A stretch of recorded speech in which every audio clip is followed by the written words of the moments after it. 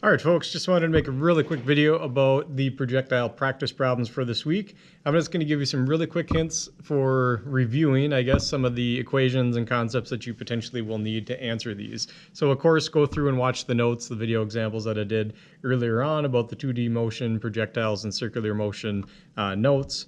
But here again, I'm going to do a real quick review for all of the questions that are in the practice problems. So the biggest thing I want you to know is that for questions numbers 1 through 2, they're talking about gravity in two different directions. I want you to remember that gravity is constant.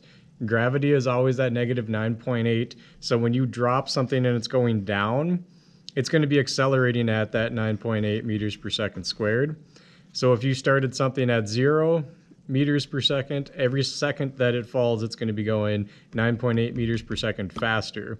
Now, the complete opposite of that is if you throw something up and it's going this direction, every single second, it's going to be going 9.8 meters per second slower. So it doesn't matter if something's going up or going down, that negative 9.8 is constant. So in this situation, it's making things go faster. In this situation, it's making things go slower. But it constantly is 9.8. So that part's never going to change. So that's one of the main questions for numbers 1 and 2. For questions number 3 and 4, so this is for number 3 and 4, they talk about projectiles moving in 2 dimensions. They talk about this vertical versus this horizontal component. Just remember that there's distance in the vertical and the horizontal direction. So there's how high it goes and how far horizontally it goes. So those would be considered like your d of x and your d of y, depending on how high they go total. So if I talked about a projectile like this total distance across here is your d in the x direction, and the total height that it goes here is like your d of y. That's how high it goes and how far it goes total. But while it's in motion, the vectors that we're more concerned about are the velocities at any given point.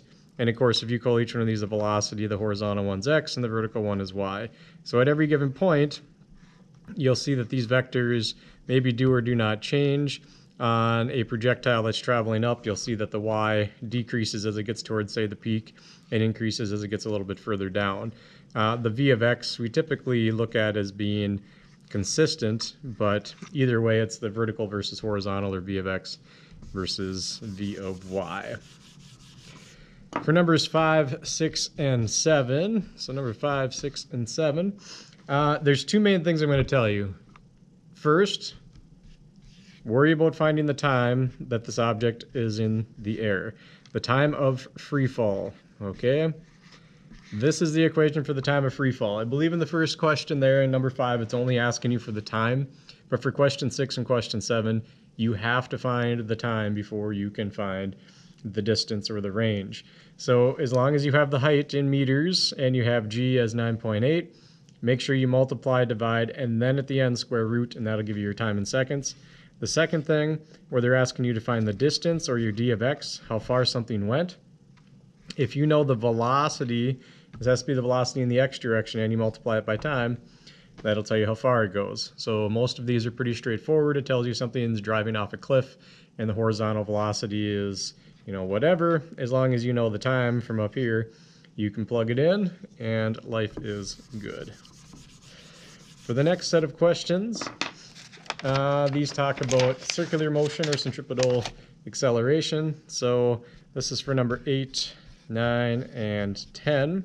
So the first equation you're going to need to know is the centripetal acceleration equation. The centripetal acceleration is equal to v squared over r. For most of these, I give these directly to you.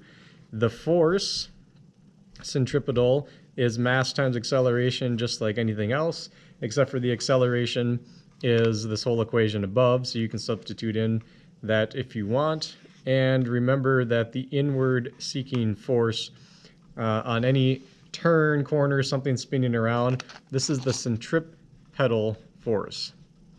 So I always try to tell people, think of like pedaling a bike or pedaling something in a circle, and you're turning and you're putting your energy into the center to get something to move. The centrifugal force is kind of the opposite, invisible, non-existent, the reactive force of the centripetal force. And then there's some questions that talk about how changing certain variables will affect centripetal force. So just really think of this whole thing to be your summarized equation for force centripetal. It's the mass times the centripetal acceleration. Remember the numbers on the top. If you increase m or increase v, it's obviously going to make the force go up because these numbers are on the top. They get bigger, they're larger. If the number on the bottom, the radius, if this gets bigger, you're making this smaller because you're dividing by r. So if r originally is 10 and then later on r is 100, it's going to be 1/10 of whatever it was before, because instead of dividing this whole value by 10, you're now dividing it by 100. So when this goes up, this goes up. Goes up, that goes up. When this goes up, this would go down, or vice versa. When this goes down, then this would go up. So the bottom one's kind of opposites. The top one is the same. So they call it a direct relationship and indirect relationship. And that's mostly it for this week's, folks. Let me know if you got any more questions.